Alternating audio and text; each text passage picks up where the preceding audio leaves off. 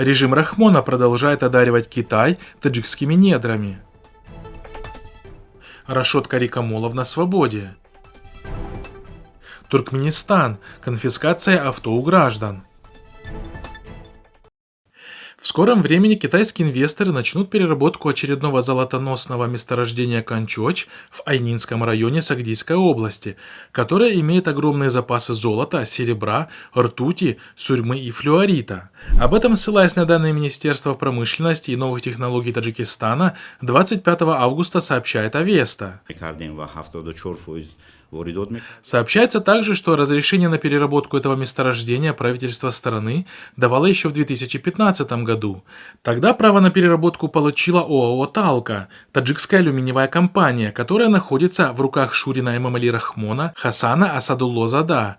Но весной 2017 года алюминиевый гигант заключил соглашение с китайской горно-промышленной компанией Хуаюй, согласно которому каждая из сторон получила 50% акций предприятия.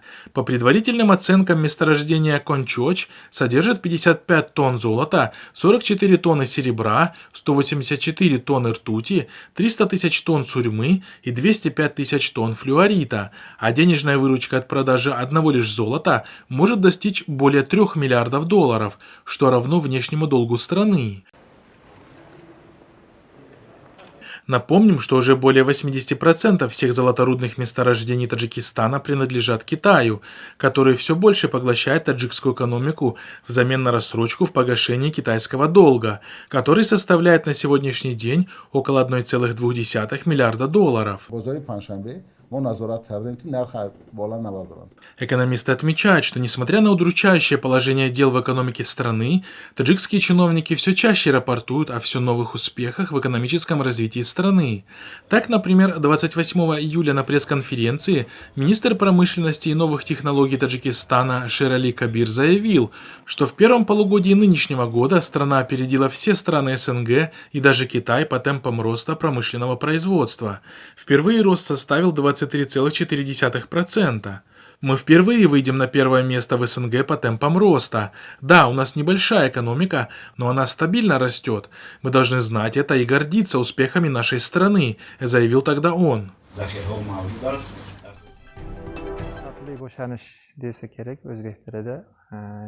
Решением Бишкекского городского суда от 27 августа известный имам Рашод Карикамолов был досрочно освобожден из тюрьмы.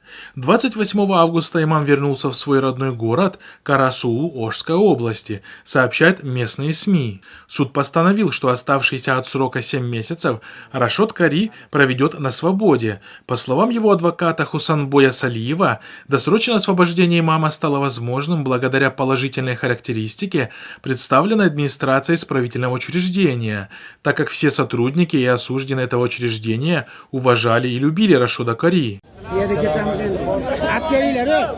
Следует отметить, что новость о его освобождении вызвала радостный отклик в обществе. Так, при возвращении домой известного имама встретили сотни людей, а в социальных сетях многие кыргызстанцы поздравляли друг друга с этим событием, желая имаму успеха в его делах. Напомним, что Рашод Кари был имамом мечети Аль-Сарахси в кыргызстанском городе Карасуу с августа 2006 года по февраль 2015 года. В феврале 2015 года его арестовали по обвинению в создании экстремистской организации и распространении экстремистских материалов. В ноябре того же года он был приговорен Ошским областным судом к 10 годам заключения, несмотря на то, что бывший на тот момент муфтием Кыргызстана Чубак Ажи Жалиловым в письменном виде дано экспертное заключение, утверждавшее, что слова Рашод Камолова абсолютно верны и соответствуют исламским понятиям. Позднее его срок лишения свободы был сокращен до 8 лет. Рашод Кари Камолов всегда был известен как один из немногих независимых исламских проповедников в Центральной Азии. В своих выступлениях он говорил о несовместимости ислама и демократии, защищал исламские ценности и призывал население региона к возрождению ислама. Его проповеди популярны не только среди жителей Кыргызстана, но и среди всего узбекоязычного населения соседних стран.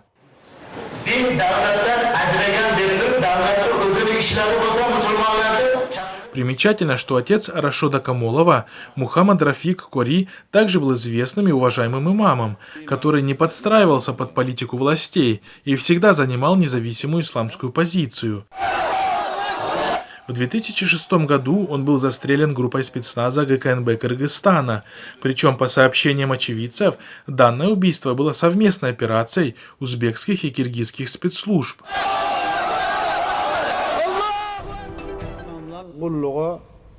Управление Министерства национальной безопасности Туркменистана по Липапскому вилаяту требует декларацию о доходах граждан, купивших автомобиль по цене свыше 200 тысяч манатов.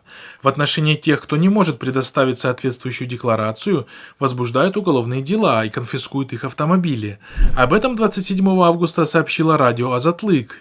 Сообщается, что в данном вилаяте уже более 3 месяцев сотрудники областного управления МНБ ходят по домам жителей и требуют у тех из них, кто недавно приобрел машину стоимостью более вышеуказанной, предъявить декларацию о доходах.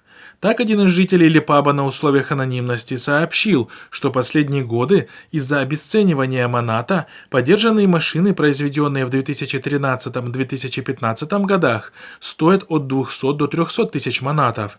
Даже если машина стоит 300 тысяч манатов, по курсу черного рынка это меньше 10 тысяч долларов, так как цены на продовольственные и промышленные товары формируются исходя из стоимости туркменской валюты на черном рынке, которая в 10 раз ниже стоимости, установленной туркменским режимом. Следует отметить, что преследование простых жителей страны, которые выживают своими усилиями, происходит на фоне сообщений о бессмысленном расточительстве президента страны Гурбангулы Бердымухамедова. Так, несколько дней назад мировые СМИ сообщили о том, что в ходе церемонии начала строительства комплекса «Белая юрта туркменов» в Дашагузе он заложил золотую капсулу, которую закопал золотой лопатой. Капсула скатилась в фундамент по золотому желобу, а бетон для засыпки капсулы привезли на золотой тележке. После этого в его честь был устроен концерт, в котором прозвучали такие песни, как «Аркадак, ты заложил фундамент» и «Долгой жизни тебе, Аркадак».